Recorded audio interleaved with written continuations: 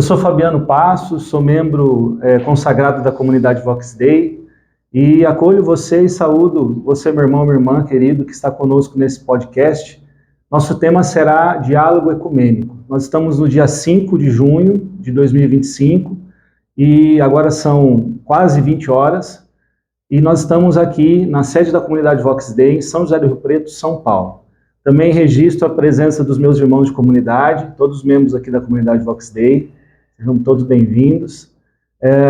E o nosso convidado especial é o padre Ronaldo José Miguel, e é com muita alegria, ele é sacerdote da Diocese de Barretos, graduado em Teologia, Filosofia, fiquei sabendo também que fez jornalismo, que bênção.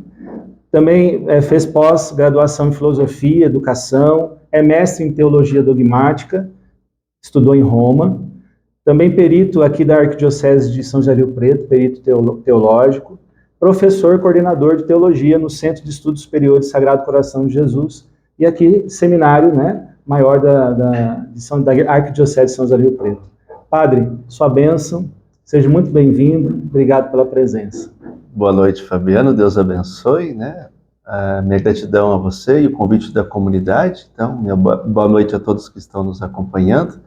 É uma alegria poder estar aqui com vocês, sobretudo nessa semana de oração pela unidade dos cristãos, falando sobre esse tema tão caro à vida da igreja e tão importante, que é a questão do ecumenismo e do diálogo interreligioso.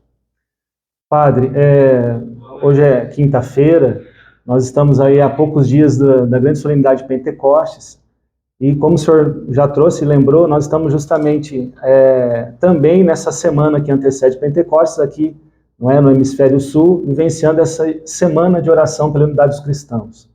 Sobre esse contexto todo que nós estamos vivenciando enquanto igreja, qual que é a importância do ecumenismo, padre? O ecumenismo é extremamente importante na vida da igreja, porque toca na natureza da vida cristã, Vou dizer uma coisa aqui muito séria, que pouco se diz e se pensa sobre, Mas vejam só, a divisão entre os cristãos é uma ferida enorme, que atesta contra a obra redentora de Cristo, porque a missão de Jesus Cristo no mundo foi provocar uma unidade. A salvação de Jesus Cristo é uma salvação universal, que toca a toda a humanidade. Não somente a raça eleita escolhida, mas quando você olha para um Cristo que andava na Galileia dos pagãos, entre o povo simples, excluídos, e a esse também ofereceu o reino. Quando você olha para os apóstolos, que no seu ministério também fundaram comunidades no mundo pagão, você entende esse universalismo da obra de Cristo. Ele veio para todos. É Senhor de todos, é o Kyrios, como se diz em teologia. E aí, as últimas palavras de Jesus Cristo, e as últimas palavras que alguém diz, é um testamento, São as coisas mais importantes, não é isso? E a liturgia dessa semana, no Evangelho de São João, está tratando disso, a famosa oração sacerdotal de Jesus Cristo. E que as últimas coisas que Jesus pede e insiste, antes de subir à cruz, nesta oração, é a unidade. Pai, que todos sejam um, como nós somos um, para que o mundo creia. Jesus pede o dom da unidade, mas esse dom da unidade, quem realiza é Ele no mistério da sua cruz, É Ele que une nós pecadores, na misericórdia de Deus, com o Pai, Então, o que eu vou dizer é muito sério. Por quê? Porque quando nós cristãos vivemos separados, quebramos esta unidade, e aí estão as igrejas separadas, nós, infelizmente, agimos contra a obra de Jesus Cristo. Eu brinco sempre com meus alunos, Não, na ressurreição final que nós aguardamos, não vai ressuscitar um Cristo na Igreja Ortodoxa, não vai ressuscitar um outro Cristo na Igreja Católica Romana, e não vai ressuscitar um Cristo na Igreja Evangélica Protestante. Entendeu? O Cristo é um só, né? Então, ou nós estaremos todos juntos, ou não haverá salvação. Porque o Cristo é um só. E a nossa ressurreição individual é uma ressurreição em Cristo, porque o corpo de Cristo hoje somos nós, a comunhão dos batizados, os filhos de Deus. Então, isso é muito sério. E aqui agora eu vou tocar na questão que é mais séria ainda, né? Nós dizemos, segundo a nossa doutrina, que tem um único pecado que não tem perdão. Pecado contra o Espírito Santo, né? O que é o pecado contra o Espírito Santo? O único pecado que não tem perdão, ou seja, que não produz em nós os efeitos da redenção de Cristo, né? A gente diz que é negar a graça de Cristo, é não crer na obra de Cristo, não crer na misericórdia de Deus. Esse é o pecado contra o Espírito Santo, né? No poder que o Espírito Santo tem, pela força do amor, de nos transformar, de perdoar, de nos levar a uma profunda conversão na comunhão com Deus. Então, é não crer na obra redentora de Cristo. É isso que nós aprendemos, o pecado contra o Espírito Santo. É você negar a graça, então. É uma negação de Deus, o pecado contra o Espírito Santo, né? Mas, dentro ainda dessa perspectiva, né, é pecado contra o Espírito Santo quando nós não buscamos promover a unidade dos cristãos separados. Então, não favorecer e ser contra o ecumenismo, a unidade dos cristãos divididos, é um pecado contra o Espírito Santo. Em primeiro lugar, porque eu estou, sobretudo, indo contra a oração que Jesus Cristo fez, Pai, que todos sejam um. Estou indo contra a sua obra. E estou indo contra o Espírito, porque o Espírito Santo é o Espírito da unidade. E que é o Pentecostes? Uma manifestação do Espírito que une pessoas de diversas raças e línguas, e todos compreendem a linguagem do amor, todos entram em comunhão. A vida divina começa a agir nesse povo. Eles começam a se amar, a se entender, né? A promover uma comunhão. Agora, se nós estamos separados, e aí diz Jesus, Pai, que eles estejam unidos como eu estou unido a Ti, para que o mundo creia, né? Nós já falhamos demais aí, porque como é que nós vamos dizer ao mundo, né, que Deus é amor, que Deus salva, né, se nós estamos divididos, se nós cristãos estamos separados? Então, toda vez que toca nesse tema, assim, tem um vídeo produzido pelo Vaticano que é sobre os 40 anos do ecumenismo, né? E todas as vezes que eu ouço esse vídeo, eu me emociono, né? Que eu vejo os passos que a igreja deu, as igrejas deram nesse sentido, né? E me dói profundamente quando eu vejo um católico, né, ser contra o ecumenismo. Eu sei que existe uma ignorância muito grande nesse sentido, porque as pessoas não entenderam e não sabem ainda, e não têm essa compreensão disso que eu acabei de dizer para vocês, né? Para mim é bem claro que é um pecado mortal eu não querer a unidade, porque eu estou negando a graça de Cristo, né? Mas esta compreensão, infelizmente, falta para muita pessoa, para muita gente, né? E infelizmente, muitas pessoas deixam de aderir a Cristo no mundo pagão, porque quando olham para nós, dizem assim, mas eles mesmos estão divididos, eles mesmos não se entendem. Como é que a gente vai testemunhar isso para o mundo? Que Cristo é a salvação, se aqueles que se dizem cristãos estão separados. Então a gente já jogou por baixo toda a oração que Jesus Cristo fez, o testamento dele, a oração sacerdotal.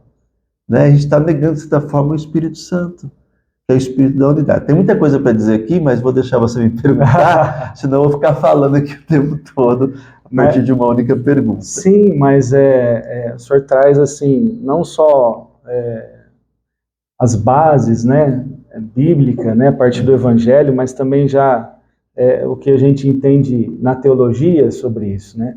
E o senhor terminava a colocação justamente trazendo o escândalo que é. É um escândalo para a nossa missão enquanto igreja, é um escândalo em relação ao nosso testemunho, ao nosso profetismo. Então, padre, por que a gente precisa encarar a realidade que o movimento talvez ainda não tenha atingido, né, as bases dos fiéis da Igreja Católica, né, não tenha ainda atingido as consciências como deveria atingir? Por que a gente tem tanta dificuldade enquanto igreja, a gente tem tanta dificuldade de entender isso que o senhor explicou e é tão lógico, né, tão sensato? Qual é a nossa dificuldade enquanto igreja, então, de perceber isso e também viver? Porque não se fala, não se toca, não se evangeliza sobre isso, né? A gente é movido a todo instante, digamos assim, sobretudo pelo evento de Pentecostes que se aproxima, mas nós somos egoístas, a gente só pensa em si mesmo, não vê que o Pentecostes é um evento universal, né? Que promove a unidade de todas as pessoas que estão em Cristo, né? Então, é falta de consciência de se tratar, de se dizer, de se tocar na questão, né? É de se levar a sério, né? Você disse uma coisa que o Concílio Vaticano II insistiu muito nesse sentido, né? João 23 deu o pontapé e Paulo VI foi um dos maiores promotores do ecumenismo, mas a igreja tomou consciência do escândalo. É escandaloso, porque contradiz aquilo que nós somos, né? A perfeição do corpo de Cristo, do único corpo de Cristo, né? Se usa a imagem da túnica de uma costura só, quer dizer, não é um corpo dividido, né? A perfeição de qualquer corpo está na unidade dos seus membros. Sempre foi isso. Ou seja, na comunhão, que é o mistério da Trindade. O Pai, o Filho e o Espírito Santo é o exemplo de ecumenismo para nós nesse sentido, de comunhão profunda, são inseparáveis. São três distintas pessoas, mas um único Deus, inseparáveis, um único vínculo de amor, entre tantos outros elementos, né? Mas a nossa grande falha é porque a gente é egoísta, pensa em si mesmo e acaba olhando para os irmãos separados como adversários, não como irmãos, né? É tão bonito quando teve o primeiro encontro do Papa Paulo VI com o patriarca de Constantinopla, da Igreja Ortodoxa separada, né? Essa primeira grande divisão dentro do cristianismo se deu no ano de 1054, né? Que então, se você tem ali como referência da Igreja oriental, o patriarca de Constantinopla, naquela ocasião, né? E o Papa como representante da Igreja aqui no Ocidente, em Roma, da Igreja Romana, né? De 1054, quando as duas igrejas ali se separaram e se excomungaram, digamos assim, né? Foi com o Papa Paulo VI, então. Aliás, foi praticamente João 23 que começa a despertar para a questão do ecumenismo, né? Já em 1960, ele cria uma comissão para as questões ecumênicas. E depois vem o Concílio Vaticano II, em 62, o Concílio Vaticano II promulga 3 documentos voltados para o ecumenismo, né, para a questão ecumênica, na verdade, uma sobre ecumenismo, Unitatis et Integratio, outra sobre um outro decreto sobre as igrejas ortodoxas orientais, né, a igreja no Oriente, portanto, católica, e um outro documento sobre o diálogo interreligioso, que a gente tem que fazer essa distinção, né? Uma coisa é ecumenismo, outra coisa é diálogo interreligioso. As pessoas confundem muito, tá? O que é ecumenismo? Ecumenismo é promover a indispensável unidade entre os cristãos separados, quer dizer, os que estão batizados em nome de Cristo e professam a fé em Cristo, que estão unidos a Cristo. Isso é ecumenismo. É uma espécie de um diálogo, mas é mais do que um diálogo. É a necessária comunhão, porque somos irmãos. Pertencemos ao mesmo Cristo, somos membros do mesmo corpo. Né? É o que eu disse até então, está relacionado a isso. A divisão dos cristãos. Já o diálogo interreligioso é com aquelas crenças, aquelas fés que não são cristãs, que não creem em Cristo. Mas a gente dialoga porque eles creem em Deus, né? Às vezes não creem no Deus da Trindade, né? Em deuses de elementos da natureza, mas creem num Deus e em Deus, né? Então, com esses nós dialogamos também, partindo de uma teologia da criação, do Deus que tudo fez, né? Num Deus que está acima de tudo, digamos assim, de todos. Então, nós também dialogamos com eles, porque embora eles não conheçam o Deus da revelação, Deus Trindade, Pai, Filho e Espírito Santo, mas eles reconhecem a autoridade de Deus. Então, nós dialogamos com eles, né? Mas não temos a necessidade de uma comunhão com eles. Agora, entre nós cristãos, sim. O problema está aqui. Então, uma coisa é ecumenismo, diálogo entre cristãos, que para nós vai ser sempre necessário, e outra coisa é o diálogo interreligioso com as igrejas não cristãs. E eu estava dizendo, então, que em 1900, um ano antes de terminar o Concílio Vaticano II, o Concílio Vaticano II foi de 62 a 65, em 1964, né, teve o encontro, esse primeiro encontro entre o Papa Paulo VI e o Patriarca de Constantinopla, né, Atenágoras I, né, e nesse encontro ali foi lindo, maravilhoso, porque o Patriarca disse assim ao Papa Paulo VI, né, ele chamou ele com um termo grego, vou ver se eu lembro agora, mas chamando com um homem de um coração grande, porque se a gente for ver assim, nesse documentário vale a pena depois assisti-lo, né? A gente vê o quanto que Paulo VI promoveu e lutou pelo ecumenismo, né? Nesse sentido, né? Mas o Patriarca de Constantinopla, Atenágoras I, disse naquela ocasião uma coisa muito bonita, ele disse assim: aquilo que nos une é muito maior do que aquilo que nos separa, né? Então, o ecumenismo parte hoje desse fundamento. Nós temos muito mais elementos que nos unem do que coisas que nos separam, né? E isso é importante. Agora, para ficar claro para nós, o que nos une, né? Que acho que é uma pergunta no coração de todo mundo, né? Em primeiro lugar, a fé em Jesus Cristo, o Deus encarnado, né? Cristo é que realizou a obra da redenção, a nova criação da humanidade, né?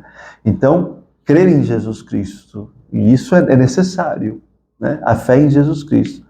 Como consequência da fé em Jesus Cristo, a fé na Trindade, em Deus que é Pai, Filho e Espírito Santo. Isso é comum em todos os cristãos.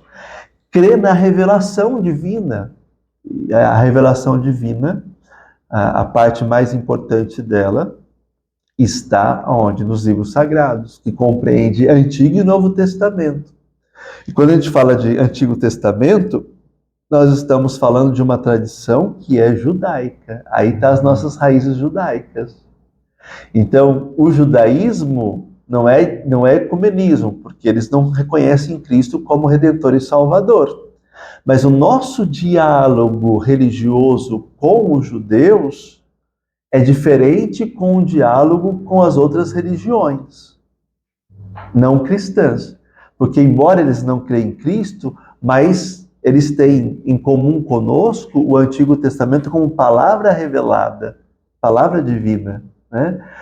Num grau bem inferior, mais distinto das outras religiões, tipo o hinduísmo, o budismo, coisa assim semelhante, né?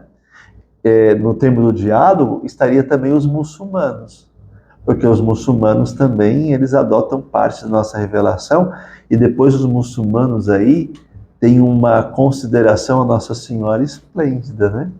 Então, os ortodoxos muçulmanos, né, eles acolhem a figura, o papel, a missão de Maria, né, no mistério da encarnação do Verbo, né, muito importante. Tanto é verdade que, veja só, quando teve a primeira divisão da igreja, a primeira grande dor, né, que foi em 1054, que dividiu entre a igreja do Oriente e do Ocidente, né, a igreja lá do Oriente, né, ela é uma igreja bastante plural. Quer dizer plural? É uma igreja que o Oriente ele é muito diversificado na sua cultura. Então, religiosamente também falando, você tem uma diversidade de ritos muito grande. Não dá para unificar num rito só, como nós seguimos aqui no Ocidente, o rito romano, né? Com toda a imensidade da Igreja Ocidental, nosso lado ocidental, nós temos essa unidade ritual, entre aspas também, viu? Porque eu morei em Roma, né? E na Itália, se você for em umas igrejas mais antigas, né? Que é a Igreja de Milão, né? Caracterizada por Santo Ambrósio, um grande santo. Santo Ambrósio foi o catequista de Santo Agostinho, né? Então, ali em Milão, o rito que se reza lá não é o rito romano, é o rito ambrosiano. Nós estamos dentro da Itália, Do lado do Vaticano, né? do lado do Vaticano, né? Eu me lembro que na Semana Santa eu ia celebrar no próximo lago de Garda, a cidade chamava Cavaillon, uma cidade na montanha, assim. Eu esqueci o nome ali da arquidiocese, que é muito famosa, mas depois eu lembro.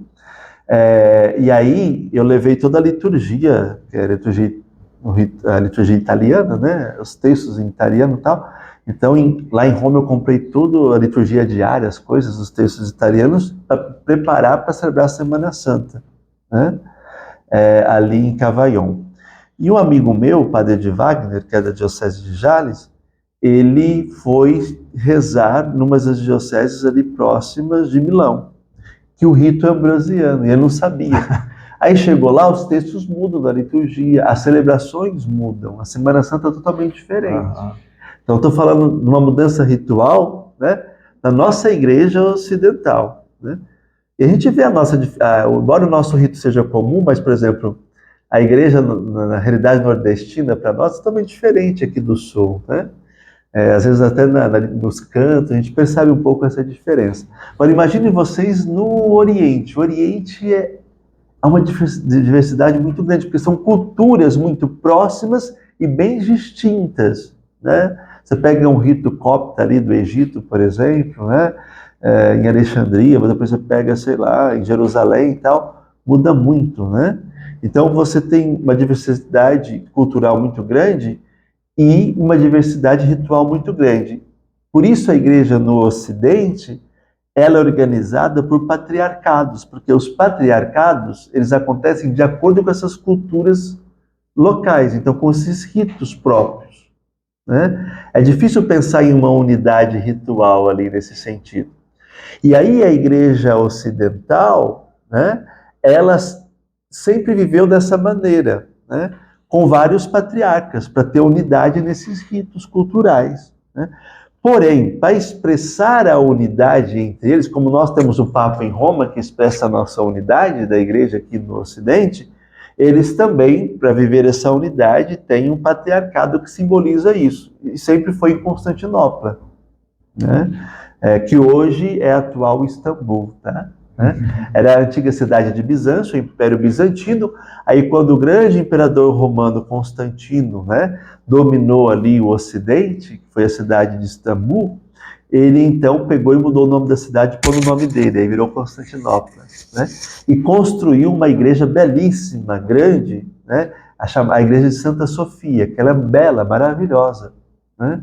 E ali então ficou como referência, depois da divisão de 1054, como referência da unidade da igreja ortodoxa no Oriente, né? O Patriarcado de Constantinopla. Só que, né, em 1453, nós tivemos ali a invasão dos turcos otomanos, que dominaram, então os muçulmanos dominam Constantinopla, né?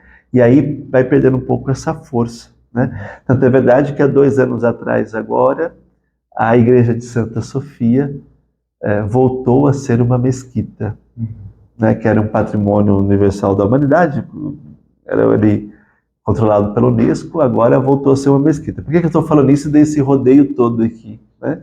Mas para lembrar que, embora voltou a ser uma mesquita, Santa Sofia, eles tamparam, então, os ícones de Jesus Cristo, os desenhos que tinham cristãos lá, né? Só não tamparam de Nossa Senhora. De Nossa Senhora continuam lá. Então, no nosso diálogo com os muçulmanos, né, nós ainda temos essa questão de eles admitirem parte do Antigo Testamento e da Revelação, né, embora para eles a grande lei é o Alcorão, né, e também a figura de Nossa Senhora, que é muito importante. Então, é um diálogo diferenciado, né? Já com o hinduísmo e outras religiões aí e tal, eles creem em Deus mais humanizados, né? E que não tem nada um pouco aí da nossa revelação.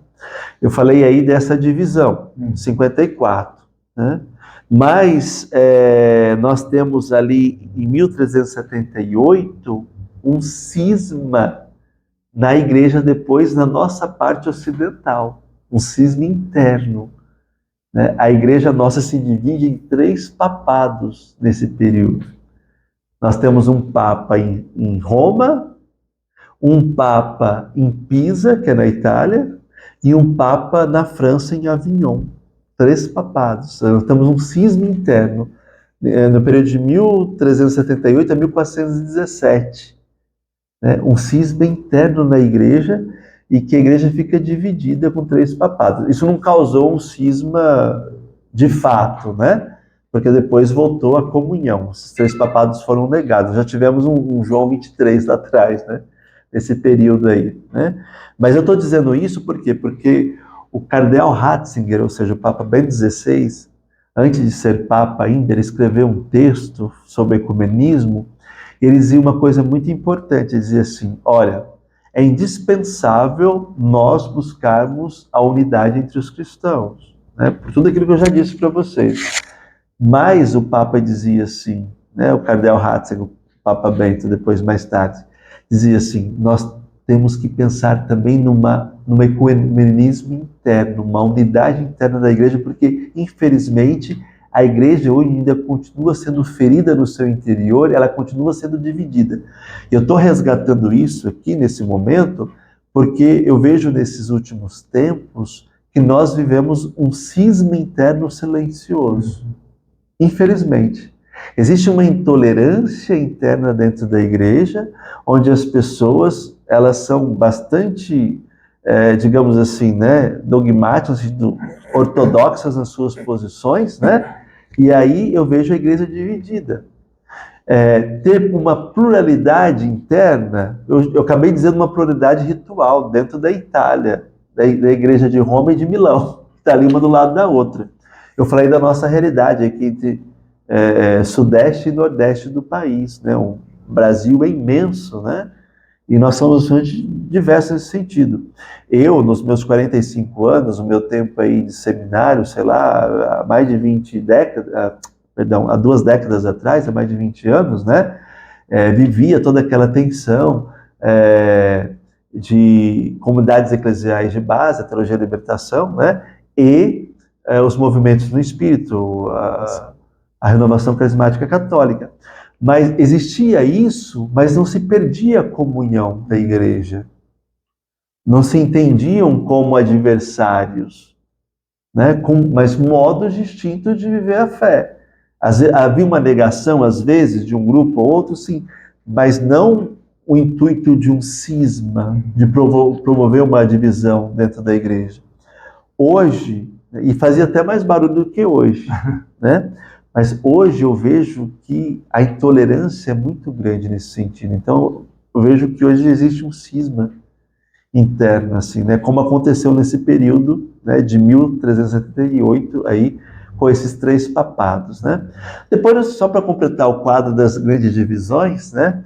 Depois nós tivemos aí uma das maiores divisões, de novo aqui no Ocidente, e uma divisão de fato, né, que foi a Reforma Protestante em 1517, né, que aí sim, né, teve essa grande divisão, né, do nosso lado aqui ocidental, e que pegou certamente aí vertentes que se distanciam muito mais da nossa doutrina. É um pouco diferente talvez do cisma de 1054 da Igreja Ortodoxa, né, porque ele manteve a nossa tradição, né? E alguns elementos importantes. Eu estava falando dos elementos aí que nos une aí e tal, né? Mas ainda com a Igreja Ortodoxa nós temos a Eucaristia, né? Que é é um símbolo muito importante para nós de unidade. Eu falei da palavra, falei da fé em Cristo, da Trindade, né? Mas tem também a Eucaristia, que nos une às vezes com alguns luteranos que celebram a Eucaristia como sacramento, porque tem como sacramento, né? Até o ministério ordenado, então alguns sacramentos, digamos assim, né? Nos une a Igreja Ortodoxa no Oriente, porque segue praticamente tudo, né? A única problemática nossa com a Igreja no Oriente, dogmática, digamos assim, é a questão do chamado filioque, né? Porque talvez esse ainda é o maior entrave. Paulo VI e o patriarca ali de Constantinopla na época, depois, né? Cada um na sua igreja principal, então ele lá em Constantinopla, em Santa Sofia, e o Papa, né, Paulo VI aqui na Basílica de São Pedro, os dois tiraram a excomunhão que foi dada, né? Foi bonito isso, né? Eles anularam, né, as excomunhões que foram dadas às duas igrejas, né, uma à outra. Mas, ainda que nos impede, é uma questão doutrinal hoje, que é a questão do filioque. Que é a questão do filioque, né? Nós, católicos ocidentais, cremos, segundo a nossa fé, que o Espírito Santo procede do Pai e do Filho. Essa é a nossa fé. Os ortodoxos orientais, separados, creem que o Espírito Santo procede só do Pai, porque eles dizem assim, que é próprio da paternidade, né, da primeira pessoa divina do Pai, pela sua própria personalidade, ser Pai e gerar. Então, é o Pai que gera o Filho, é o Pai que gera também o Espírito, como é o Pai que cria as coisas. O Pai cria, o Filho redime, o Espírito santifica. Né? A gente diz assim, resumindo, né? Então, eles firmam nisso, né? Que o Espírito Santo só foi gerado pelo Pai, porque é próprio da paternidade da primeira pessoa gerar as outras pessoas, né? Como criar também as coisas, né? E nós falamos, não, o Espírito Santo procede do Pai e procede do Filho. Agora eu tenho que falar qual é a nossa posição, senão daqui a pouco as pessoas vão se tornar ortodoxas, né? Porque o argumento deles também não é um argumento fortuito do nada, digamos assim, tem um pouco de sentido, né? Mas a nossa posição é o Espírito Santo procede também do Filho, né? Porque o Espírito Santo, ele é pessoa, mas também exprime a natureza divina, né? Em que sentido, né?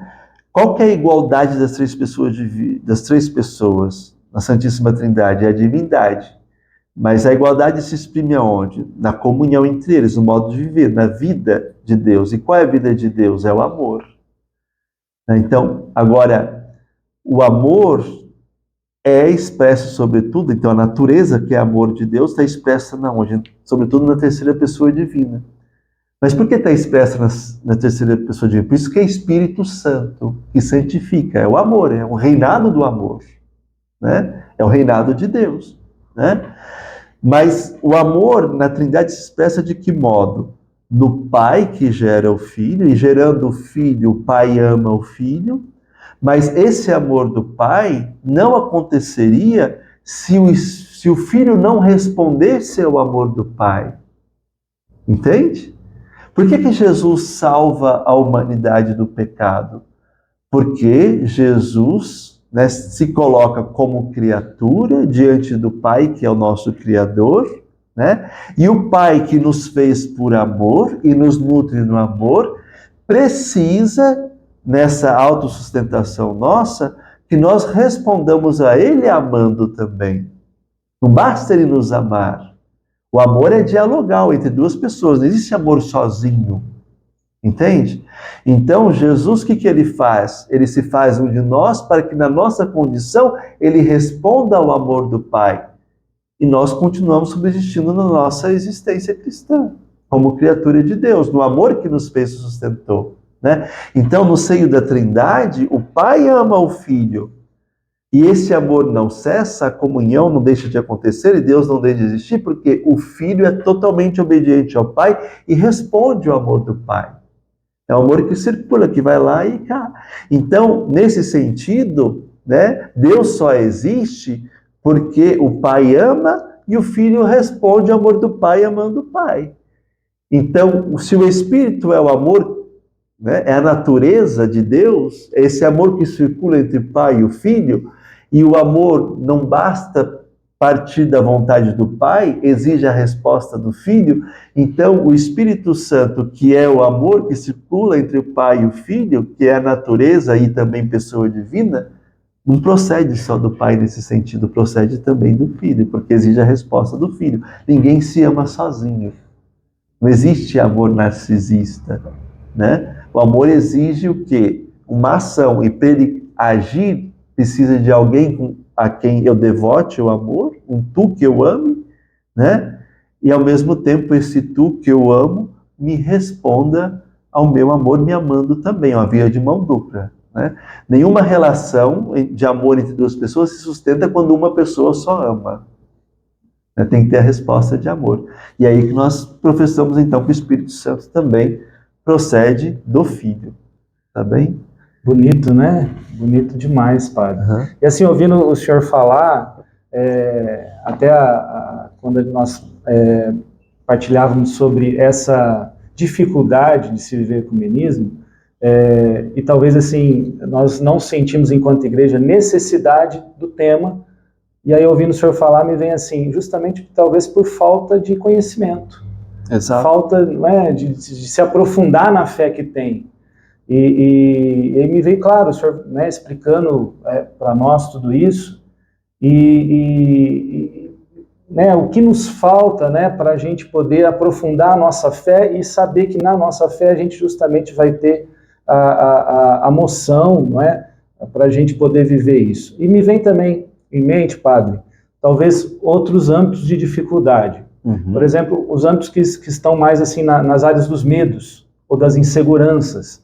Então, por exemplo, quando a gente não quer nem falar sobre ecumenismo, nem dialogar com algum irmão, não cristão de outra denominação, porque eu tenho medo justamente do relativismo religioso, eu tenho medo do sincretismo, que são coisas negativas, que são coisas que parece que na nossa cabeça, assim, nós vamos misturar tudo e não vamos perder a nossa identidade, né? E o que o senhor acha nesse sentido dessas dificuldades também que vêm dessa área mais do medo, da insegurança? Isso, foi ótimo você tocar nisso porque isso é dispensável, porque é isso que está na consciência das pessoas. Aquilo que eu disse não está, mas isso está. É a relativização da fé, né? Por quê? Porque tem uma compreensão de ecumenismo antes do Concílio Vaticano II, né? Veja só, eu vou dizer algumas coisas aqui para chegar ao ponto de responder essas questões, né? Só vou concluir uma que eu fui falando dos meios, né? Mas um dos meios mesmo em comum que nós temos, e é o essencial, no modo de dizer, é o batismo, tá? Porque é o batismo que nos iguala, né? Por que eu chamo esses separados de irmãos? E é uma ferida, é um escândalo, porque o batismo nos fez irmãos.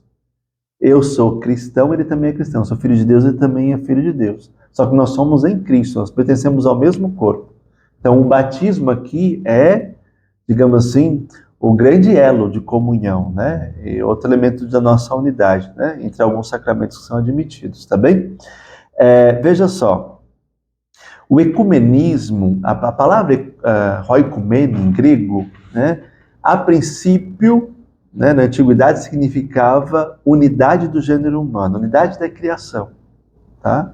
Deus criou tudo numa grande harmonia, então uma unidade. O caos é sinônimo do pecado, a unidade, a comunhão das coisas é sinônimo de santidade, de comunhão, das coisas concorrerem para o bem que Deus fez, né?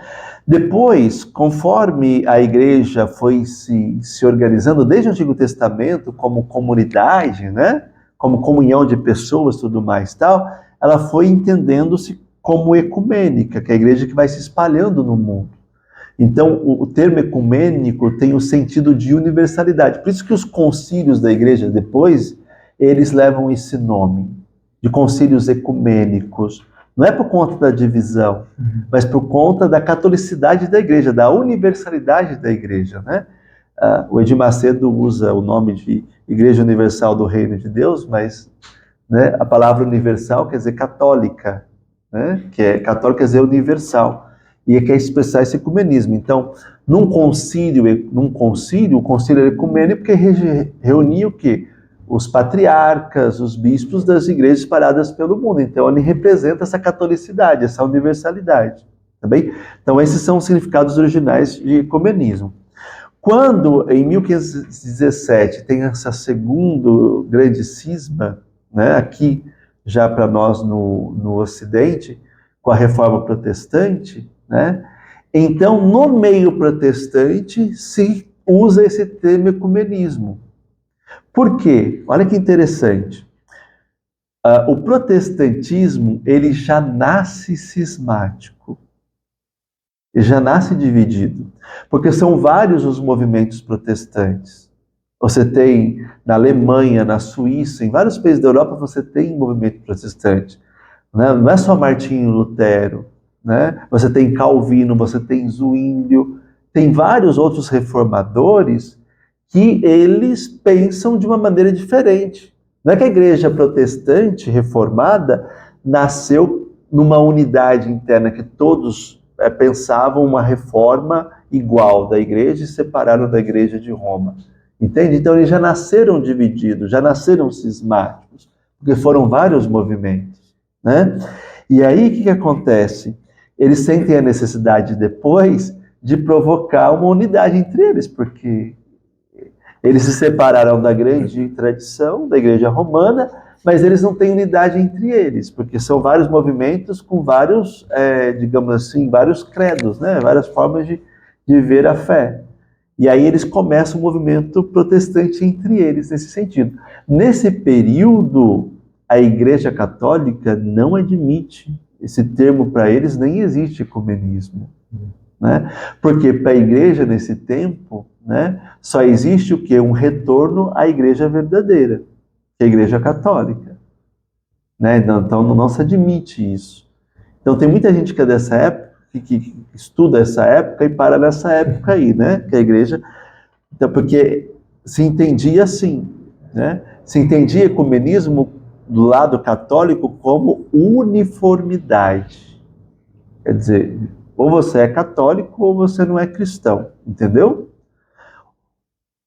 Com João 23, em 1960, João 23 manda constituir no Vaticano uma comissão para pensar na unidade dos cristãos, que hoje é a Pontifícia Comissão para a Unidade dos Cristãos. Né? É um dos organismos mais importantes dentro da Cúria. Isso em 1960.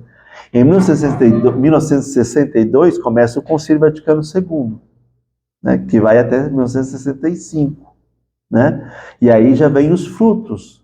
São 3 documentos que eu falei sobre ecumenismo e diálogo interreligioso. O concílio, né? E a participação também, na verdade, de representantes dessas igrejas separadas no Concílio Vaticano II. Teve isso também, teólogos, né, patriarcas, bispos dessas igrejas que participaram, né? Aí no Concílio Vaticano II. Por quê? Porque a igreja, e aí está o valor do decreto sobre ecumenismo, Unitatis et Integratio, né? A reintegração da unidade, que a Igreja Católica diz assim, não, é um escândalo, nós temos que, de qualquer modo, lutar e buscar promover a unidade dos cristãos, porque é um escândalo para nós, né? E a nossa unidade não quer ser uma uniformidade doutrinal. Porque, como disse o patriarca Atenágoras I de Constantinopla, aquilo que nos une é muito maior daquilo que nos separa.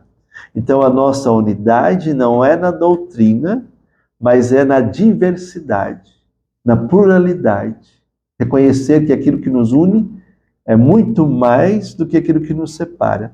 E aí, se não me engano, se foi Pio XI ou Pio X, ou Pio XII, não sei qual dos papas Pio aí, que disse uma coisa interessante. Ele dizia assim, olha, eu tenho uma barra de ouro, certo? E eu tenho aqui um farelinho de ouro, 1 grama de ouro, né? Em termos de valor, é muito claro que uma barra vale mais. Quanto mais valor econômico tem. em termos de valor econômico, o valor econômico é quantitativo, por quantidade, né? Mas em termos de valor existencial, né? O que é mais ouro? A barra de ouro de 1 quilo ou um farelo de ouro? Os dois, tem 1 grama do farelo, 1 grama da barra tem o mesmo valor. Entendeu? Então o Papa dizia assim, bom, então, se numa comunidade, igreja cristã separada, eu tenho ali, né, um meio de salvação que é válido, no caso o batismo, por exemplo, aquele meio é plenamente eficaz, não é ineficaz, ele salva. Né? Então, olha só que interessante isso, né? E isso levou toda uma discussão no Concílio Vaticano II, que aparece, não sei se é no Unitatis Integração, mas acho que até na Lumen Gentium. Porque a Lumen Gentium diz assim, que a igreja, isso já vem dos Santos Padres, né? A igreja é o sacramento universal de salvação, então a igreja salva. Então vem aquela célebre expressão dos padres da igreja, dizia, est ecclesia nulla salvus, quer dizer, fora da igreja não tem salvação. Né? E aí muitos entenderam isso, que fora da igreja católica não tem salvação. Também é um grande erro. Eu vejo aluno meu que interpreta isso errado, do concílio, pelo amor de Deus, né? Fora da igreja realmente não tem salvação. Mas o que é a igreja? A igreja é a manifestação do corpo de Jesus Cristo. É a comunhão dos membros do corpo de Jesus Cristo, ou seja, dos batizados que formam o seu corpo. Ou seja, fora de Cristo não tem salvação. A igreja salva não porque ela é uma instituição, ela salva porque ela é manifestação da igreja de Cristo, ou seja, ela é realização no mundo da presença da pessoa de Jesus Cristo, porque fora de Cristo não tem salvação. A igreja só salva porque nela está presente Cristo, porque é a igreja de Cristo, não porque é uma instituição humana. Então, fora de Cristo não tem salvação. Mas se Cristo está presente no sacramento ali, né, se o batismo é válido naquela igreja, então aquele sacramento salva. Entende? Então, diante disso, né, aí veio outra questão do Concílio Vaticano II, dizer assim, né, que a igreja de Jesus Cristo, a grande debate que teve nas aulas conciliares, né, o argumento que se colocou lá no texto a igreja de Jesus Cristo é a igreja católica, né? Então, quando eu digo é a igreja católica, eu estou negando as outras igrejas cristãs, né? Em latim seria in, né? Aí, o que o concílio fez? Não, né? Vamos trocar o termo in por subsiste. Então, a igreja de Nosso Senhor Jesus Cristo subsiste na igreja católica. Aí quer dizer o subsiste, não está dizendo que é só a igreja católica, mas que ela está plenamente presente na igreja católica. Né? Quer dizer isso, né? Quer dizer que, depois vai seguir o texto, dizendo que a igreja católica tem a plenitude dos meios da salvação. Isso quer dizer subsiste. Não é que ela é a única igreja de Cristo. Exclusiva. Né? Mas que nela estão presentes, operantes, todos os meios de salvação que nosso Senhor Jesus Cristo deixou. Ela tem a palavra de Deus, a revelação, a igreja protestante também tem. Mas vejam só, o cânon nosso da Sagrada Escritura é maior. E por incrível que pareça, a igreja protestante, às vezes, nega alguns livros do Antigo Testamento, né? A igreja tem os 7 sacramentos, a igreja protestante não tem os 7 sacramentos, né? Tem o batismo, tem a Santa Ceia. Claro, as igrejas protestantes tradicionais, a luterana, por exemplo, né, a anglicana, por exemplo, tem ali a Eucaristia como sacramento, mas nas igrejas protestantes não tem valor de sacramento, é uma ceia, uma recordação só, não é um sacramento. Né? Mas veja só, a anglicana tem um ministério, reconhece o ministério ordenado, embora tenha questão de ordenação de mulheres e tudo mais e tal, mas, né, é uma igreja episcopal. Né? A luterana também reconhece o sacramento da ordem, né? Mas as outras, maioria protestantes, não. Elas até negam, uma grande entrave é a questão até do ministério ordenado. Né? Então, é nisso, a igreja católica tem a apostolicidade, porque a nossa grande tradição é apostólica. Cristo é o nosso fundamento. como igreja. Nós somos cristãos, mas a nossa tradição é apostólica. Está fundada nos apóstolos. A revelação termina com os apóstolos. Os escritos canônicos, né, foram escritos por quem? As cartas, né? São cartas escritas pelos apóstolos. E é a revelação divina, a palavra de Deus para nós. Então, a apostolicidade para nós tem um valor muito grande, que carece nas igrejas evangélicas, né? E daria para falar muita coisa sobre isso nesse sentido. Mas é que nós vamos entendendo porque que a Igreja Católica tem a plenitude de todos os meios que Jesus deixou para nos salvar, né? É como se eu dissesse assim, olha, apareceu um vírus novo aí, né? E aí eu tenho aqui esse remédio, né? Mas em tal lugar ele tem outros tratamentos, vários e até mais eficazes. Então você pode recorrer lá. Então a Igreja Católica seria nesses termos, entendeu? Ela tem todos os meios que Jesus Cristo deixou, né, para a salvação. E ainda não respondi a sua questão, que ela é importante nesse aspecto, né? Vejam só. Então, respondi em parte. Ecumenismo, minha gente, não é negar a sua fé, né, a sua tradição, para abraçar essa tradição do outro, nem fazer um mix, um combinado. Então, o Concílio Vaticano II deixou bem claro, né, nós temos que dar testemunho de unidade, nós temos que vencer esse escândalo, né, por aquilo que nos une, né, mas não vamos negar aquilo que nos separa. Então, não é uniformidade, eu não tenho que negar a minha fé católica e abraçar a fé protestante, e vice-versa, entende? Né? Então, hoje se entendeu muito bem isso, tanto é que tem comunidades, a comunidade de Santo Egídio, né, onde, esqueci agora o país, que é um número muito grande de ortodoxos separados e tudo mais e tal, mas a comunidade de Tézé também, às vezes se canta alguns cantos de Tézé, a comunidade de Tézé é uma comunidade ecumênica, comunidade de cristãos separados, né?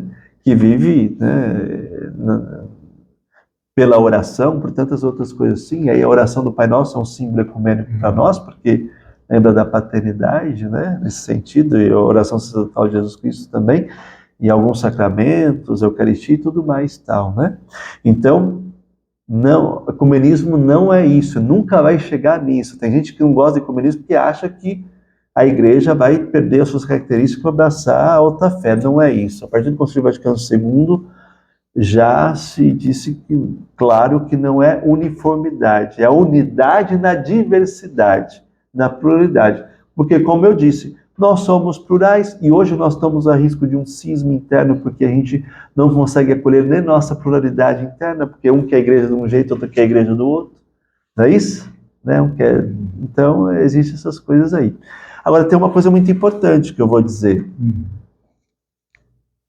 Veja só, o ecumenismo se dá com as igrejas e comunidades cristãs. Quando usa esse termo comunidade cristã, a gente já começa a entender que existem algumas comunidades cristãs separadas que elas, infelizmente, se descaracterizam como cristãs. Então, aqui estão os limites do ecumenismo. E aí aqui eu vou dizer uma coisa muito séria. Nem todo mundo que se diz cristão é cristão. Entende? Uma coisa é a gente ter algumas diferenças de interpretação doutrinal. Né? É o que nos separa. E aí começam os costumes, tradições e tudo mais tal. Outra coisa é você negar valores fundamentais do Evangelho, negar coisas da revelação divina, que isso é patrimônio comum de todos nós. Né? Então, uma igreja diz cristã, mas que vai contra a revelação divina, não é a interpretação da revelação, de coisas de costumes, que é o que nos separam. Como eu falei aqui da igreja, né, ortodoxa, né, de interpretação que não nega a existência do Espírito Santo, mas é questão de interpretação de procedência. Né? Uma coisa é a interpretação da revelação, outra coisa é negar valores absolutos indispensáveis que nos caracterizam a partir da revelação divina. Quando eu tenho uma igreja protestante que é contra a vida, que é a favor do aborto, por exemplo, até que ponto eu tenho que promover a unidade com essa igreja? Se a essência da fé cristã é a vida, o nosso Deus é o Deus da criação, o Deus da vida. O nosso Deus ofereceu o seu Filho em sacrifício para o quê? Para promover em nós a vida. Porque o pecado é a expressão da morte. Então, como é que eu vou ser a favor da morte, do aborto? Eu estou negando uma doutrina, a soteriologia, a salvação que Cristo nos mereceu na cruz. Entende? Então, tem muita igreja que não tem, aí nem pode chamar de igreja, né? Mas comunidades cristãs por aí que tem o nome de cristão, mas que não é cristão. Então, com esses, fica difícil, é quase impossível a gente também promover uma unidade, entendeu? Então tem um limite também. Por quê? Porque nem toda comunidade que se diz cristã é cristã. Quando nega alguma coisa essencial do evangelho, né? E aí o que eu vejo hoje no meio protestante? Eu tenho amigas protestantes, entendeu? Tenho amizade com pessoas, né? E eu entro em diálogo, em conversas assim, né? Uma vez eu perguntei para minha amiga assim, eu fiquei assim, né? Uma amiga muito próxima minha até, perguntei para ela assim, olha, vocês criticam muito a igreja porque para vocês o que salva é Cristo. É no nome do Senhor. O meio protestante é isso, né? E nos acusam que para nós a salvação é a igreja, né?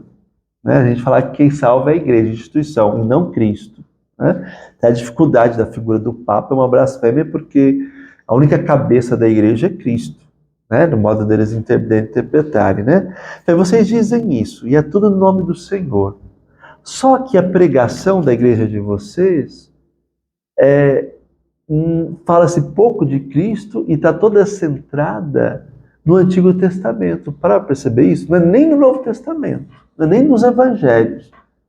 É toda centrada no Antigo Testamento. Vocês falam muito dos reis do Antigo Testamento, falam dos profetas, né? E vocês, para mim, parecem mais como judeus. E eu não estou dizendo mentira. Porque hoje a referência do meio protestante, por exemplo, como templo, qual é? São Paulo, Edir Macedo, Igreja Universal, qual é? O Templo de Salomão. O Templo de Salomão é um templo judaico, no Antigo Testamento. Eu já vi Edir Macedo usar indumentárias judaicas, solidel, aqueles panos, aquela coisa toda assim. Entende? E a pregação deles é muito nessa linha, né? De olhar para a promessa e não a realização da promessa que é o Novo Testamento. Jesus é o cumprimento das promessas. Que eles têm dificuldade de falar dos escritos apostólicos, as cartas dos apóstolos, tal, né, que são os outros escritos que vêm depois dos evangelhos, e de certa forma está do evangelho, eu sei que eles vão ter, porque senão eles vão ter que se tornar católicos, no sentido de admitir a apostolicidade. São comunidades formadas pelos apóstolos, como eles têm dificuldade de falar do período patrístico, que é um período importante para os cristãos. O primeiro cisma se deu em 1054. Antes de 1054, tudo que aconteceu é comum a todas essas igrejas separadas. Mas eu já vi vários pastores começando a estudar o período patrístico e aí acaba virando católico. Então, pouco se toca nisso, né? Mas por que a pregação deles, ao meu ver, muitas vezes está centrada nos personagens do Antigo Testamento? Né? Davi, o rei Davi, Salomão, né? Alguns profetas e por aí vai, né? E uma outra coisa, né? Eu dizia que a crítica deles é que nós, né, na visão deles, Cristo, nós falamos para eles, para nós, a igreja que salva e não Cristo. Mas veja só, né? Nós, aí tem o CONIC, que é o Conselho aí Ecumênico do Brasil, tal, né? Nós temos uma lista de várias igrejas que, se você for batizado nessas igrejas protestantes, né, e vier para a nossa igreja, você não vai ser batizado de novo, porque reconhecemos o batismo como válido, né? Se foi feito com a água em nome da Trindade, para nós é válido, né? E nós reconhecemos aquilo como sacramento. Quer dizer, nós estamos mais em comunhão com eles. Né? Por quê? Porque fez daquela pessoa um cristão. É Cristo que salva. Agora, eles para eles, é Cristo que salva, na teoria, mas na prática é a igreja que salva.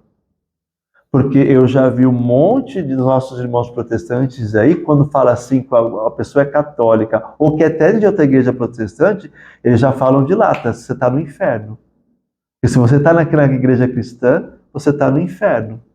Então, se ele diz que para um cristão que está numa igreja cristã, que ele está no inferno porque está naquela igreja, o que ele está querendo dizer? Que não é Cristo que salva, é a igreja que salva. Porque quando eu, católico, digo que você não precisa batizar de novo na minha igreja, porque quando você foi batizado naquela igreja, para mim é válido, você é um filho de Deus, eu estou dizendo que é o batismo que salva, é Jesus que salva. Agora, quando eu digo que se você pertence a outra igreja cristã, você está no inferno, então eu estou dizendo para você que é a igreja que salva e não é Jesus Cristo. E aí lá você tem que batizar de novo, e eles fazem até, algumas igrejas fazem até procurar a igreja para tirar o nome do livro do batismo. Aquilo te contamina, te condena ao inferno. Entende? Então vejam que a gente tem que ser mais crítico nessas coisas. Né? Não estou dizendo isso para causar divisão, mas para dizer onde estão também as nossas dificuldades hoje, né, de ver o ecumenismo. Porque de certa maneira, quer queira ou quer não, nós acabamos tendo uma comunhão um pouco maior que eles, porque eles olham para nós como, não como igreja, como irmãos, muitas vezes. Às vezes na pregação deles a gente parece mais como a morada do diabo, a igreja do diabo. E por essa conduta se entende assim, né? Então a comunhão como o amor, a unidade é uma via de mão dupla. Nem por isso a gente não deve deixar de lutar e sonhar e buscar, né? Então estou colocando isso porque isso também é muito importante, sobretudo aquilo que eu falei. Nem toda comunidade cristã separada, que leva o nome de cristão, é cristã. A gente é obrigado a promover a comunhão, a unidade com eles. Tá bem? Eu tenho uma outra coisa importante para dizer aqui, né? Veja só. Todas essas coisas mostram a grande dificuldade. A divisão já é a prova da dificuldade. O nosso grande contra-testemunho. Quem é o protagonista da unidade? Deus. E quem gera a unidade na Trindade? Quem é que nos santifica, que nos une também a Deus? É o Espírito Santo. Então, o protagonista da nossa unidade vai ser sempre o Espírito Santo. Sempre. A gente tem que sempre pedir para o Espírito Santo. É obra dele. Não sei como, mas no final a nossa salvação nós vamos ter que estar junto lá. Né? Se formos batizados no nome do Senhor, vamos estar juntos. Quem vai realizar isso, o grande milagre, é o Espírito Santo. Então, o Espírito Santo é o grande símbolo trinitário da nossa unidade. E é o protagonista. É ele que promove. O que ele fez em Pentecostes, ele pode suscitar nessa igreja separada hoje. Nós temos que pedir para o Espírito Santo. Ele é o protagonista. Se ele é o protagonista, qual é a primeira ação ecumênica por excelência que nós devemos promover? Se é o Espírito que realiza? A oração.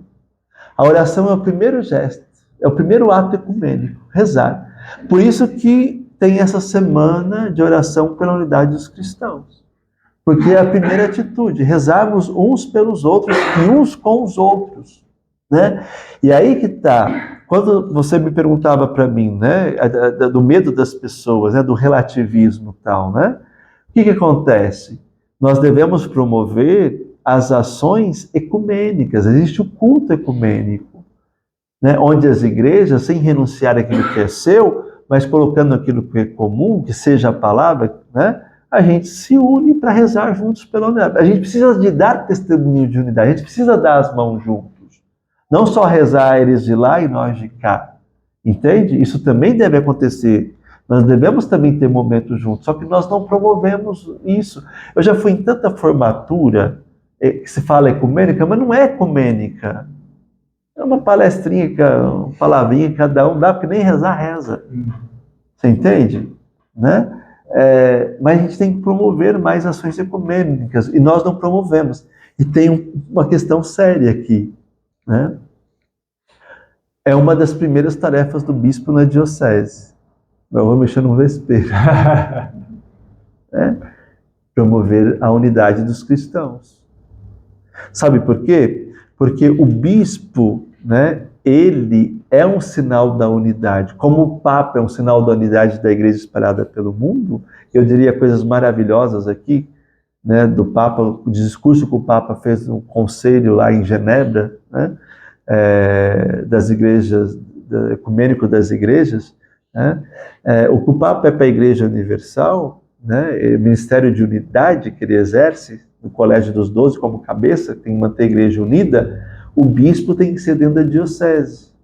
Então ele é um símbolo, um sinal de unidade, né, dos cristãos. Ele tem que manter a unidade, ele tem que manter aquela igreja diocesana unida. O rebanho não pode deixar que as ovelhas se percam e morram e pereçam. Então ele com o presbitério promove a unidade nos sacramentos da evangelização, mas ele tem que promover a unidade. Se ele é sinal de unidade, símbolo da unidade, é o único pastor, que todos têm que voltar para ele obedecer, como pastor ele tem que ir atrás das ovelhas dispersas, as ovelhas de outros rebanhos, as ovelhas das outras igrejas. Ele tem que promover a unidade. Mas existe uma falha nesse sentido, né? É difícil você ver um bispo por aí que esteja preocupado com isso, que procure estar em contato e celebrar, né, realizar atos ecumênicos e promover a unidade com os nossos irmãos separados. Então o problema começa de cima, não é só de baixo. Eu vou parando, senão as perguntas não aparecem.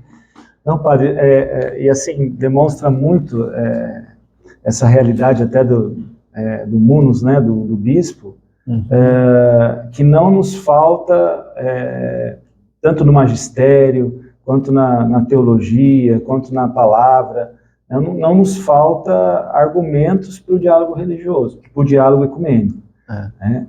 E, então, assim, muitos de nós com medo, por exemplo, eu recebi de presente uma Bíblia evangélica, eu estou pecando se ficar com ela, né? Ou então me convidaram para um culto, se eu for lá vai ser pecado, né?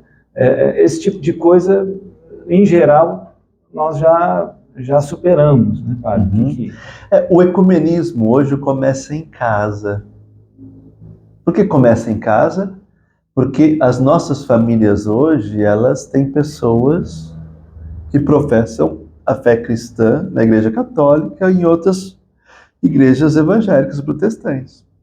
É uma realidade que nos atinge, até pela questão do matrimônio, né? Não se casa entre católicos ou entre evangélicos, né? Então, não adianta começar. A gente já convive com essa realidade dentro das nossas casas, né? Perguntar, mas pode casar um católico com um protestante? Pode. Agora, até com um não católico. Porém, a exigência da parte católica, né, primeiro o bispo tem que conceder uma dispensa. E a dispensa é em vista disso, de que as pessoas assumam, que o casal assuma essa condição, né?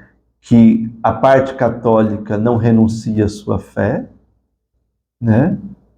E que os filhos sejam educados na fé católica. E isso é um desafio, porque, e aí? Né? Só que eu vejo que isso é um problema sério entre os católicos hoje, porque eu, como padre, né, fiquei 10 anos diante de paróquia, né, vou fazer 20 anos de padre agora, 10 dedicado à paróquia pastoral e 10 dedicado ao magistério, aí, à formação, mas nos meus 10 anos de padre, eu me lembro muitas vezes, né, de ouvir de mães dizerem assim, né, não, eu batizei meu filho na Igreja Católica, mas quando ele crescer, ele vai escolher o que ele quer ser. Então, essa exigência que se coloca para casais que vão casar, né, de fés diferentes, que tem que educar na fé católica, né, infelizmente, essa dificuldade existe entre católicos, que se manifestam já assim. Eu vi isso, e não foi uma vez só, não. E na prática a gente vê assim. Que padrinho, madrinha, pai e mãe batiza na igreja, mas depois abandona o afilhado filho. né? A questão de dar a fé, né? Agora, a questão de ir, estar presente, essas coisas assim, né? Na minha ordenação, o meu vizinho de frente da casa dos meus pais era um pastor evangélico, seu Jaime, morreu de câncer, tadinho, né? Eu nunca fui na igreja dele. Meu pai e minha mãe, por convite dele, né, por educação, por carinho por ele, uma pessoa muito amável, bastante estudiosa até, chegaram a visitar a igreja por convite dele, e ele nunca fez proselitismo, não levaram meus pais para converter, levou para conhecer, para participar de um culto, coisa de família, alguma coisa assim, né? Não nos faz mal alimentar da palavra de Deus, estar presente no culto, assim, ou... Agora, não deve ser uma coisa habitual para nós. Porque, claro, a palavra de Deus é comum para nós, mas a gente interpreta segundo a nossa tradição, né? E aí vai ter divergência em algumas coisas, né? E aí nós temos problemas hoje com o pentecostalismo, porque tirou um pouco o aspecto eclesiológico e cristológico, doutrinal de uma igreja cristã, né? Tipo assim, tem muitas dessas igrejas aí que virou terapia, aí você vê aberração, por isso que eu digo, nem todo que diz que é cristão, né? Tem igreja bola de neve, vai se permitindo uma série de coisas que não tem como, é contra a revelação, entendeu? Né? E uma das coisas que eu vejo hoje, por exemplo, né? Eu estava ouvindo um ex-pastor que virou padre ortodoxo, né? E olha que ele dizia assim, né? Existe a igreja que tem um altar do sacrifício. E existe a igreja que tem, qual a expressão que ele usou mesmo? Um palco. Então, tem muita igreja que tem palco, mas não tem um altar. Quer dizer, tem uma diferença muito grande. O altar é o lugar de sacrifício, da profecia. E você, comungar de Cristo e da vida dos irmãos, te exige renúncia, conversão, e a palavra de Deus pregada ali, ela não é agradável. Ela é profética. Ela agrada porque revela a misericórdia de Deus, o amor de Deus, o perdão de Deus, a misericórdia. Não tem como. A Eucaristia já é expressão disso. Mas ela vai te exigir conversão, né? Jesus Cristo foi crucificado por quê? Eu sempre digo, existe o Jesus do milagre, que muita gente corre atrás. Esse Jesus todo mundo quer, do milagre, né? A multidão é atrás de Jesus do milagre. Mas quando Jesus era profeta, crucificam. Os mesmos que ele fez milagre, estavam pedindo para crucificar quando ele falava a verdade. Entende? Então, o altar é o altar da verdade. Jesus não morreu à toa. Foi por causa dos nossos pecados. Então, tem que dizer a verdade, porque tem que promover a conversão. E às vezes tem muito altar que é, como a gente diz, tem muita igreja que não é altar, é um palco, porque se faz uma terapia. A pessoa vai ali e ela se sente bem. Escuta o que ela quer ouvir, né? Entende? Então tem essas situações assim, né? E acho que se deve um pouco ao pentecostalismo presente na igreja nesse sentido, né? A gente vê muita influência um pouco nesse aspecto. Então, voltando, existem igrejas e igrejas nesse sentido. Então, ir não tem problema nenhum. Como esse pastor que eu estou falando lá, vizinho dos meus pais, seu Jaime, foi na minha ordenação, né? Foi na minha ordenação. Quando eu cheguei de Roma, e ele queria saber da minha tese de mestrado. Quando eu fui falar para ele, ele quis de imediato ler, porque ele diz assim, eu não acredito que a Igreja Católica pensa assim. Eu falei, seu Jaime, eu defendi minha tese de mestrado, eu tirei 10 numa faculdade que tem quase a idade do Brasil, a gregoriana, né? O Papa João Paulo II foi reprovado lá, teve que estudar, depois virou Papa e Santo, né? Mas assim, o Papa, coitado, nem conseguiu passar nos exames admissórios lá da gregoriana, né? Então é uma faculdade muito séria. Mas veja só a ignorância. A gente, às vezes, tem muito preconceito, traz conceitos lá de trás, né?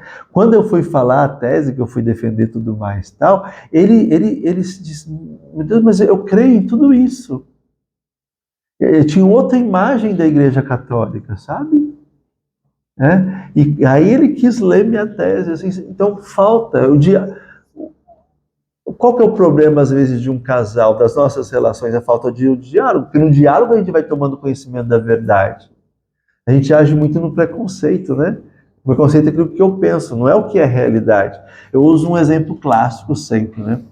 Não é que aconteceu de fato, mas é um exemplo categórico, né? Eu digo assim, tem a Dona Maria que toda missa ela chega em cima do horário e antes de terminar a missa, não dá bem, a Dona Maria vai embora. Eu, como padre, fico assim, o que essa mulher vem fazer aqui?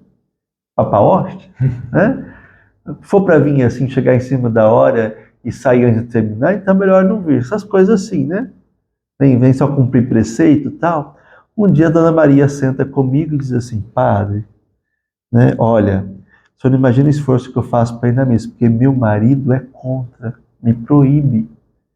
E ele só deixa se eu, no horário, chegar em casa. Porque já falou bem, o dia que você demorar a atrasar, você não vai mais. Aí a Dona Maria, que eu sempre critiquei, eu disse, o que ela vem fazer aqui? Que eu via como um mau exemplo, agora para mim é uma virtude, é um exemplo. Agora eu elogio essa mulher, porque olha o esforço que ela faz para no outro domingo estar aqui. Porque o marido disse, se você chegar atrasado, se você demorar, no outro domingo você não vai. Entende? Então, o diálogo, ela continua agindo do mesmo jeito.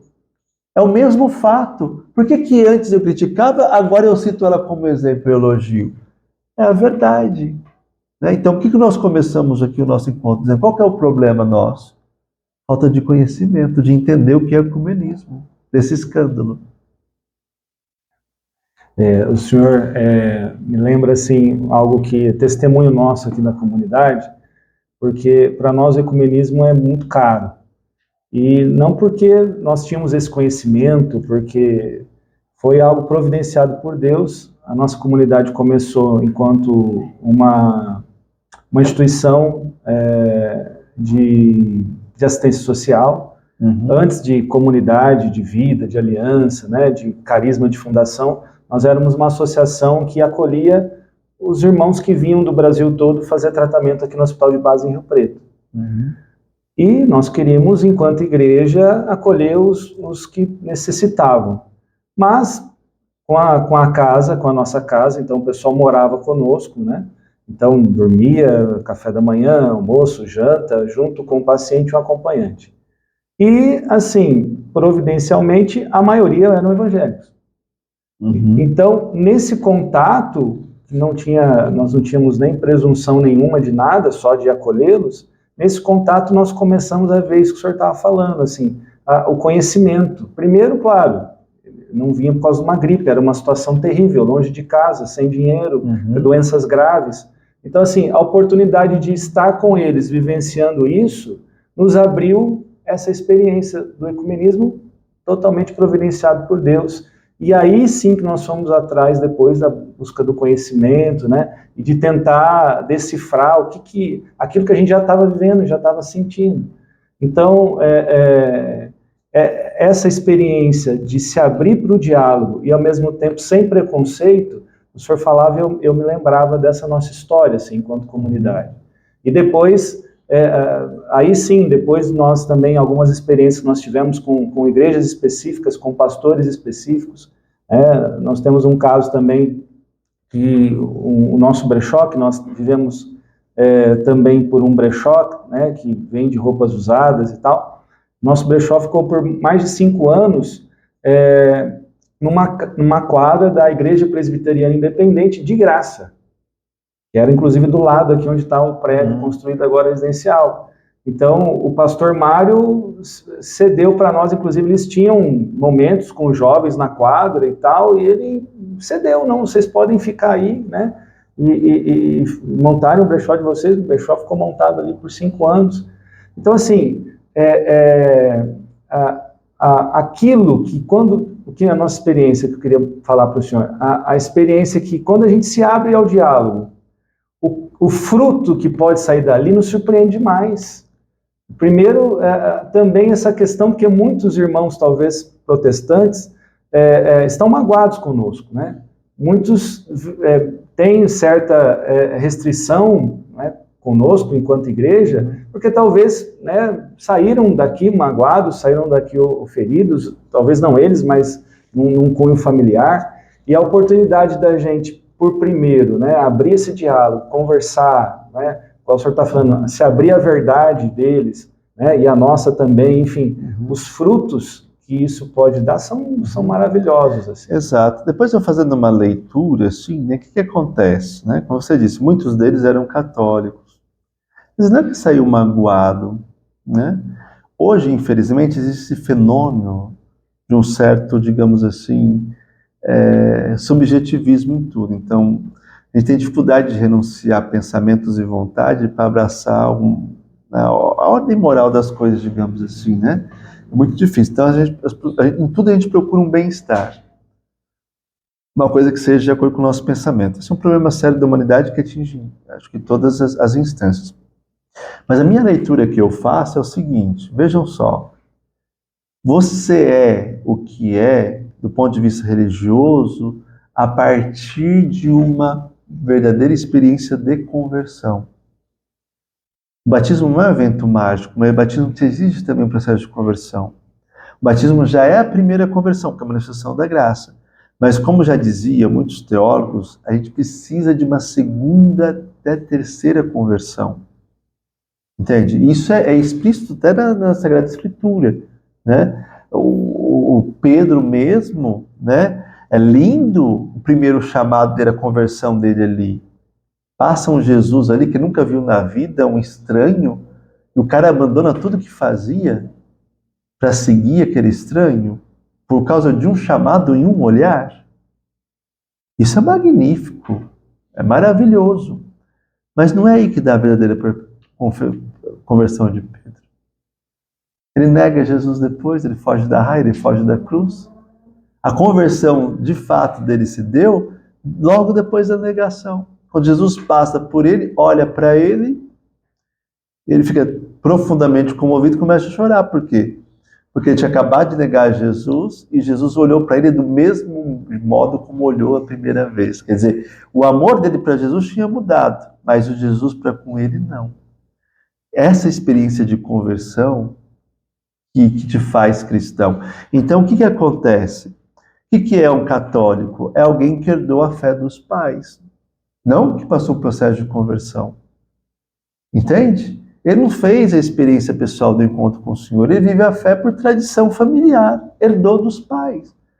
Né? O que era um cristão protestante lá atrás? Né? Eu não falo evangélico, porque evangélico também nós somos, nós cremos no evangelho. Né?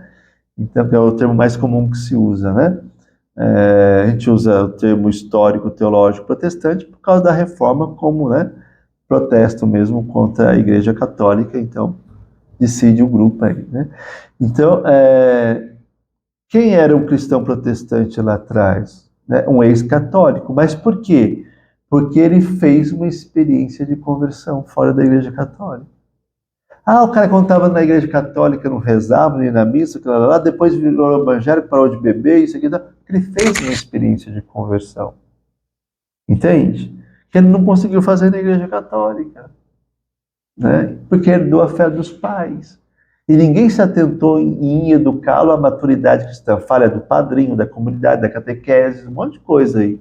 Né? Que ele precisava fazer o processo de conversão na vida dele. Né? E aí, teve um momento difícil na vida, a corda no pescoço, alguém estendeu a mão, a palavra iluminou, o Espírito inundou o interior dele, entende? E ele se converteu. E aí ele começa a dar sinais de uma verdadeira vida cristã. Entendeu? Agora, o que acontece hoje, passados anos? Nós temos um monte de cristãos evangélicos que herdaram a fé dos pais. Eles não são convertidos. Então não tem o mesmo fervor dos pais lá de trás. Hoje você ouve falar de cristãos evangélicos que viram católicos. Mas como é que pode? A mesma situação lá de trás. Ele herdou a fé dos pais. De repente, algum sinal da Igreja Católica, em algum momento, ele fez a experiência do encontro com Jesus, entendeu? E aquilo levou ele a uma conversão profunda. Entende? Então, veja só, o problema nosso é o herdar a fé, né? Aí, voltando à questão de participar, não tem problema a gente participar, mas não é o nosso ambiente, né? A gente não quer nem que eles participem, porque, né? Que significado tem a Eucaristia para eles? Para nós tem um outro, entendeu? Partilhar da palavra, eu posso partilhar. Rezar, uma coisa é um ato ecumênico, que a gente não vai partir para as questões doutrinárias, não vamos rezar uma missa lá, né? Nem eles, sei lá, fazer coisas que é próprio da igreja deles lá, né? Não é impor seu modo de ver a fé ao outro, mas daquilo que é comum, vamos fazer, vamos rezar o Pai Nosso, vamos rezar o Pai Nosso. Vamos o rezar que foi em silêncio para Deus, vamos rezar. Vamos dela meditar o que nós admitimos em comum e aprofundar. Vamos, por que não? Entende? Né? Então é um pouco isso daí, né? Agora, você colocava a questão da experiência da comunidade de vocês, né? Vox Dei, com essa experiência de acolher essas pessoas que vêm para o tratamento e tudo mais tal, né? Veja só, nós precisávamos muito de dar testemunho para o mundo de unidade cristã, sabe? Vendo essa situação, veja só, veio uma pandemia, a pandemia passou, a gente achava que o mundo ia acabar, né? Mas quase simultânea à pandemia começou uma guerra mundial entre a Ucrânia e a Rússia, né? A Rússia e a Ucrânia, que até hoje não acaba. E com todos esses poderes constituídos no mundo, não se consegue. Parece que agora o Papa está tentando mediar. Outro dia veio no discurso de apresentação do Papa Léo na Basílica de São Pedro, né, ele insistiu na paz. Falou diversas vezes sobre a paz, né? E aí me veio na cabeça essa situação. Não acaba. Meu Deus, não acaba. É absurdo. Acho que foi João Paulo II, se eu não me engano, que disse, no nosso tempo hoje é absurdo falar em guerra, então já se entendia que é uma coisa que não ia acontecer nunca mais, né? A não ser lá no Oriente Médio, que lá não termina nunca a coisa, né? Mas, olha só, e não acaba a coisa, e ninguém consegue interromper isso com todo o poder, os Estados Unidos com todo o poder que tem, não consegue terminar isso. Olha que crueldade. Então me veio na cabeça assim, sabe, dá vontade assim, se fosse o Papa dizer ali, né? Para o mundo inteiro dizer assim, vamos gritar o mundo inteiro, sabe? Vamos dizer, todo canto, fim à guerra, fazer um protesto de voz, fim à guerra, ao mundo inteiro, sabe? Por que nós cristãos, né, das diversas igrejas cristãs, não nos unamos para rezar para o fim da guerra? Ou o fim de uma peste, de uma doença como a gente passou. Nós podemos fazer isso. O mundo pode olhar para nós e ver isso em nós. E nós podemos fazer isso e nós não fazemos, né? E aí, falando do diálogo interreligioso, né? Em 1995, João Paulo II escreveu a primeira encíclica sobre ecumenismo, né? Que todos sejam um, ut unum sint, né? E naquele ano ali, ele promoveu em Assis, né? Ele não foi em Roma, foi em Assis, por todo o simbolismo de São Francisco, porque o São Francisco é o símbolo da paz, né? E não sei se alguém de vocês, quem está assistindo, já foi em Assis, mas eu já estive lá, acho que 2 ou 3 vezes. Assis é mágica. Assis te coloca num sentimento de paz. Eu e outras pessoas já me relataram isso também, né? Lá você, sei lá, entra num sentimento de paz. É fantástico nesse sentido. E aí o Papa João Paulo II, naquele mesmo ano que publicou esse documento sobre ecumenismo, promoveu o primeiro encontro interreligioso para rezar pela paz mundial, né? E foi a primeira vez, então, que todas as religiões, não todas, né, mas representantes, né, de diversas religiões se reuniram para rezar pela paz. Depois ele fez isso, acho que em 2002, ele faleceu em 2005, né? O Papa Francisco, não sei se fez uma vez, eu sei que fez, ele fez uma ou duas. Acho que o Papa Bento também acho que fez uma, né? Lá em Assis, né? uma reunião interreligiosa para que todos rezassem pela paz, né? Então vejam só, a gente precisa de dar esse testemunho, né? De ter essas atitudes, né? A gente pode, e isso faz jus à oração de Jesus Cristo. Vem esse documentário, chama Ut Unum Sint, né? Os 40 anos depois do concílio, né? Do ecumenismo depois do concílio, tá bem? Todas as vezes que eu vejo esse documentário eu me emociono, porque me vem um sentimento divino, sabe? Uma força do Espírito Santo mesmo. É triste a gente estar dividido. É desmerecer o que Jesus Cristo fez na cruz, né? Deu sua vida para nos salvar e a gente está dividido. É doloroso demais, sabe? É negar. Então, por isso que eu falo, uma pessoa que é contra o ecumenismo, que não reza pelo ecumenismo, está cometendo um pecado mortal. É um pecado contra o Espírito Santo, que é a unidade e a obra do Espírito Santo. E ninguém fala nisso. Nós estamos chegando no final, né? Só agradecer a gentileza, agradecer toda a disponibilidade do senhor, também, assim, conhecimento, sabedoria, né? E a humildade também, assim, de estar conosco aqui, simples, né? Tudo meio que ajeitado aqui, mas que Deus possa abençoar muito, né? A missão do senhor, seu sacerdócio, também, assim, toda a sua família, que com certeza, né, tem um apoio aí para o senhor chegar até onde o senhor chegou, e que também os alunos do senhor, né, que possam serem tocados também por essa graça, essa moção que o senhor sempre traz para nós. Amém, Fabiano? Obrigado. Eu que agradeço de coração por essa oportunidade, né? Essa é uma coisa que no meu coração pega bastante, né? E me alegro saber que, né, isso vai chegar para outras pessoas e espero que ande mesmo, né? Eu sei mais que alguns não acolham, mas eu experimento isso com quem vai ser padre, para ter uma ideia, né? E às vezes depois a aluno chega e fala, nossa, eu detestava quando falava de ecumenismo, olha, alguém que vai ser padre, né? E muitos padres acabam pensando assim, infelizmente, né?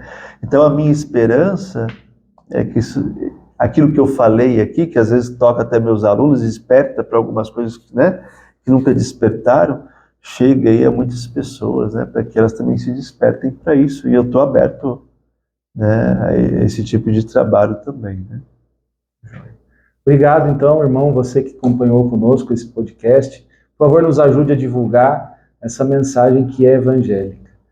Um santo Pentecostes para todos vocês. A sua bênção, padre, por favor. Amém. E o Deus e Pai de todos nós, que nos fez todos irmãos em nosso Senhor Jesus Cristo, e nos deu o melhor título de cristão, ou seja, de sermos reconhecidos pelo Pai como filhos e filhas de Deus, tal qual Jesus é o Filho de Deus, que em Jesus Cristo, seu Filho, na força do Espírito Santo, abençoe a todos nós em nome do Pai, do Filho e do Espírito Santo. Amém.